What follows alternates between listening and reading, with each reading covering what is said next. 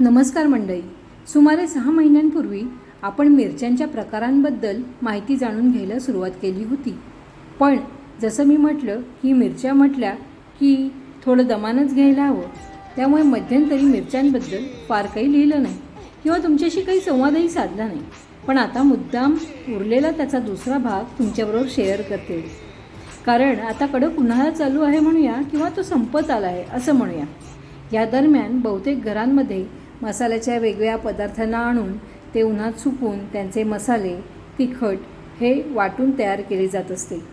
काही घरांमध्ये त्यांचे वर्षभराचे तिखट, धण्याची पावडर, मिरच्यांची पावडर, मसाल्यांची पूड अशा वेगळ्या गोष्टी केल्या जात असतात किंवा त्या झालेल्या असतीलही.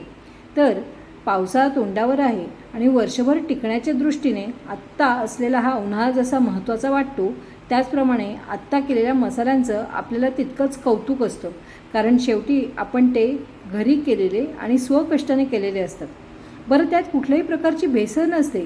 परंतु मसाले तुम्ही घरी केलेले वापरा किंवा प्रतिष्ठित आणि दर्जा देणाऱ्या उत्पादनांच्या अशा कंपन्यांचे वापरा, परंतु त्यांचा वापर हा प्रमाणात ठेवणं अत्यंत आवश्यक आहे. तर सांगायची गोष्ट ही की ताजे मसाले, ताज्या मिरच्यांचे बनवलेले तिखट हे आत्ता फार कौतुकाचे विषय आहेत. किंबहुना या मिरच्यांचा, मसाल्यांचा आता घराघरातून मोठा कौतुक सोहळा चालू असलेला पाहायला मिळतो. पण सगळ्यात महत्त्वाची गोष्ट ही की उन्हाळ्यात जर एवढे तिखट खाल्ले तर आपले हाल फारच वाईट होऊ शकतात आणि म्हणूनच त्याची कसर साधारणतः जिभेचे चोचले पुरवणारी मंडळी पावसाळा सुरू झाला की भरून काढतात. पण इथेच तर खरी मेख आहे.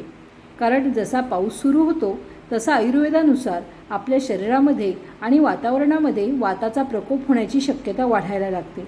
अशावेळी जहाल आणि मिरचीयुक्त पदार्थांचे सेवन तुम्ही जर केलं आणि तेही सातत्याने केलं, त्याशिवाय त्याच्याबरोबर स्नेहयुक्त पदार्थांचा वापर केला नाही तर हमखास पोटदुखी, जुलाब, सांधेदुखी किंवा वाताचे दुखणे तोंड वर काढू लागतात. त्यामुळे मिरच्यांचं किंवा मसाल्यांचं प्रमाण हे बेतासच असलं पाहिजे हे आपल्याला लक्षात घ्यायला हवं. मग मागच्या व्हिडिओमध्ये आपण एकूण 8 मिरच्यांचे प्रकार जाणून घेतले होते. आता त्या व्यतिरिक्त काही भारतामध्ये मोठ्या प्रमाणात वापरले जाणाऱ्या मिरच्यांचे प्रकार पुढे समजून घेऊया. तर पुढची मिरची आहे कंठारी मिरची. ही मिरची प्रामुख्याने कंठारी उपलिट्टू म्हणजेच लोणचे, कंठारी मुलाकू चमंती म्हणजे चटणी किंवा केरळच्या चिकन करीमध्ये वापरली जाते. या मिरचीचे वैशिष्ट्य म्हणजे तिचा आकार हा गरुडाच्या डोळ्यांप्रमाणे आहे असं सांगितलं जातं. ही मिरची अत्यंत उग्र असून ती केरळ, तामिळनाडू आणि मेघालय या राज्यांमध्ये आढळते आणि तिच्या अत्यंत उग्र असल्यामुळेच तिचा वापर हा मोठ्या प्रमाणात केला जात नाही. पुढची मिरची आहे मथानिया मिरची. या मिरचीचा वापर हा प्रामुख्याने राजस्थानमध्ये होताना दिसतो. राजस्थानातील केरसांगरीची भाजी अत्यंत सुप्रसिद्ध आहे. तर ही केरसांगरीची भाजी आणि लाल मांस शिजवण्यासाठी राजस्थानात ही मिरची वापरतात. हिचा जो रंग असतो तो अत्यंत आकर्षक असतो आणि त्यामुळेच राजस्थानच्या भाज्यांमध्ये तिचा वापर आपल्याला झालेला दिसतो. पुढची मिरची आहे धाणी मिरची. ही मिरची प्रामुख्याने भारताच्या ईशान्य राज्यांमध्ये आपल्याला बघायला मिळते. ही मिरची म्हणजे छोटा पॅकेट बडा धमाका आहे. तिचा आकार जितका लहान त्या मानाने तिचा तीक्ष्णपणा तेवढाच जास्त असतो. पुढची मिरची आहे भावनगरी मिरची. ही मिरची आपल्यापैकी बहुतेकांना फारच माहितीतली असणार आहे. या मिरचीचा उपयोग हा मुख्यतः भजी करण्यासाठी आणि भरलेली मिरची तयार करण्यासाठी केला जातो.